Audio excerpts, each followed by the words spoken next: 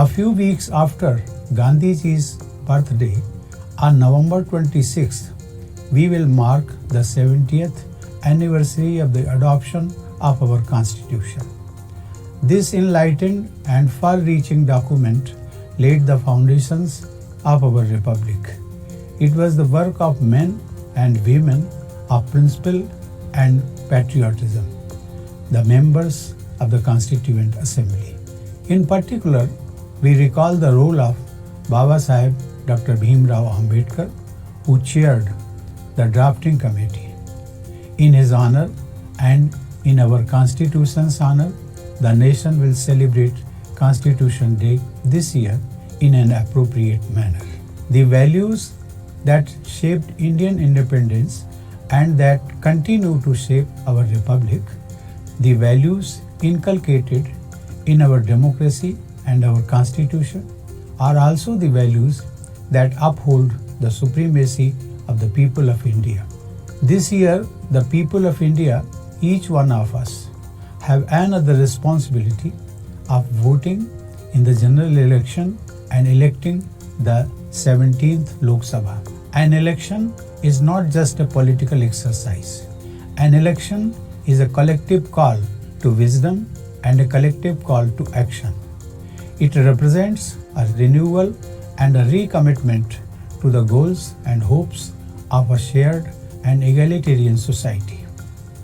It represents the diverse and yet singular urges of the people and the Republic of India. This makes the very act of voting a sacred act. Please perform this act. Who the voter chooses to vote for is up to him or her. I would only request all eligible voters to go out and vote. Decisions and actions of today will shape the India of the remainder of the 21st century. As such, this is not just a once-in-a-generation movement, it is a once-in-a-century movement.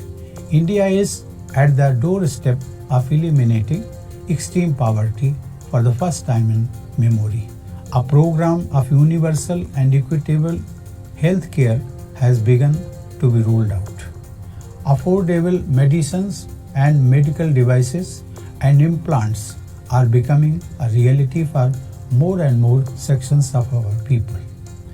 A greater number of Indians than ever previously have access to proper housing with modern sanitation and electricity, connectivity in the form of ports and inland waterways, upgraded railways and new metro services, national highways and rural roads, cost-effective air services to the interiors of India, and of course, the surge in mobile phones and data access is bringing us together as never before.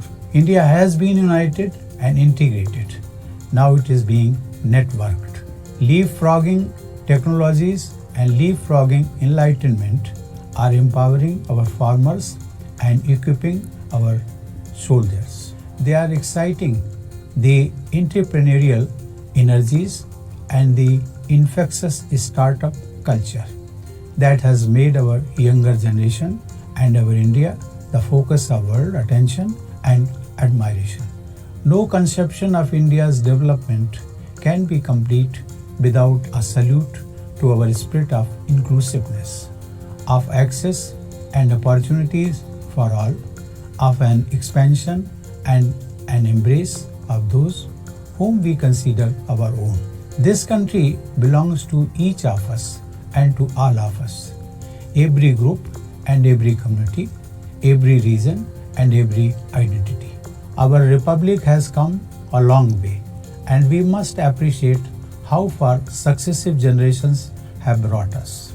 There are still waters to cover, still gaps to fill, and still tears to wipe. In his book, India of My Dreams, Mahatma Gandhi wrote of an India where the poorest will have an effective voice, where there will be no high class and low class, where all communities shall live in perfect harmony, and where women will enjoy the same rights as men. These ideals are a constant reminder of the India that we are building. In this context, the recent constitutional amendment to provide special facilities for talented children from poorer families is another step to an India of our dreams and of Gandhiji's dreams. The human experience is built on partnerships. Partnerships are enhanced by open communication, honest conversation, and unstinted compassion. This is true with members of our families. This is also true with sections or groups that have been historically disadvantaged and whose grievances must continue to be heard and addressed. Our society has shown great regard for those, whether individuals or institutions, who devote themselves to people's welfare and go beyond the call of duty. The concept of seva, of devotion to public service and to the broadening of the ambit of justice must get its due. Well-intentioned contributions must be acknowledged and appreciated. These are guiding principles that shape India's global approach. These are earning India a new respect in the international system.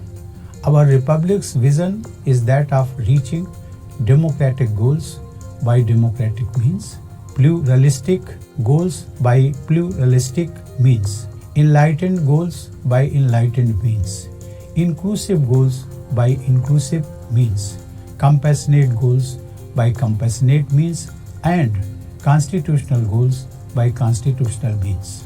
May those principles always illuminate our path. Jai Hind.